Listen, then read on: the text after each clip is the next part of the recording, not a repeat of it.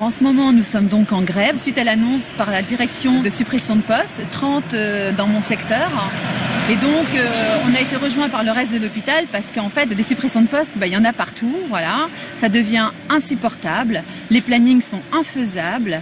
On n'arrête pas de nous rappeler sur nos repos. On n'arrive pas à poser nos congés. Là, pour cet été, c'est pareil, c'est catastrophe. On nous menace de poser par quinzaine, voilà. Il y a des tirages au sort qui se font parce qu'on ne sait pas très bien laquelle ne va pas avoir ses 3 semaines de vacances.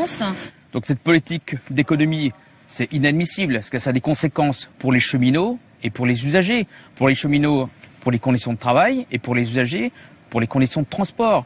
C'est inadmissible qu'un train soit supprimé faute de conducteur parce qu'on ne trouve pas de remplaçant. Ça a aussi des conséquences sur la sécurité. On a tous en tête l'exemple de Bretigny.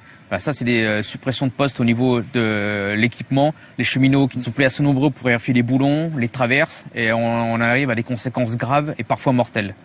Dans cette école, comme dans toutes les écoles, il faudrait moins d'enfants par classe. Ici, on en a 23, 24, 25, mais dans plein d'écoles de la ville ou des villes à côté, il peut y avoir 30, 31, 32 élèves par classe. C'est beaucoup trop. Il y a aussi le personnel d'entretien et en école maternelle, les ATSEM, qui sont très importantes dans les classes pour s'occuper du bien-être des enfants, de l'entretien des locaux. Ces collègues ne sont pas assez nombreuses. Quand elles sont absentes, elles ne sont pas remplacées. La Poste recherche toujours plus de rentabilité. Nos salaires sont bas et bloqués. Ces 15 dernières années, ce sont plus de 100 000 emplois qui ont été supprimés. Dans le centre où je travaille, la Poste voudrait encore supprimer des emplois et des tournées.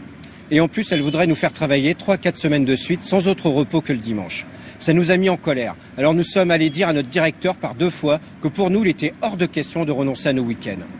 Dans tous les services publics, les économies se font sur le dos du personnel et des usagers. Il manque des milliers de bras et de cerveaux pour satisfaire les besoins de la population en matière de santé, d'éducation ou de transport.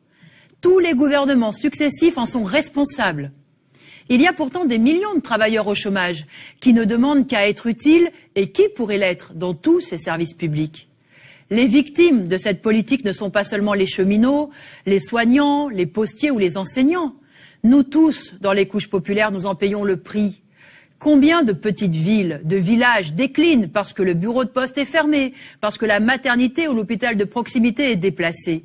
Ce n'est pas le problème de la bourgeoisie, qui peut s'offrir de très bons services privés à prix d'or. Mais pour nous, les services publics, le travail de ces centaines de milliers d'ouvriers et d'employés, de techniciens, c'est vital. Et quand ils se dégradent ou deviennent de plus en plus chers, nos conditions de vie se dégradent avec. Alors oui, il faut embaucher massivement dans les services publics.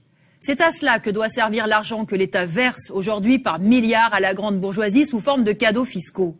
Rien qu'avec l'argent du CICE et du Crédit Impôt Recherche, l'État pourrait créer directement des emplois pour plus d'1 million de travailleurs. Cet argent détourné au profit des riches, il doit nous revenir à la collectivité pour financer directement ces emplois utiles à toute la société.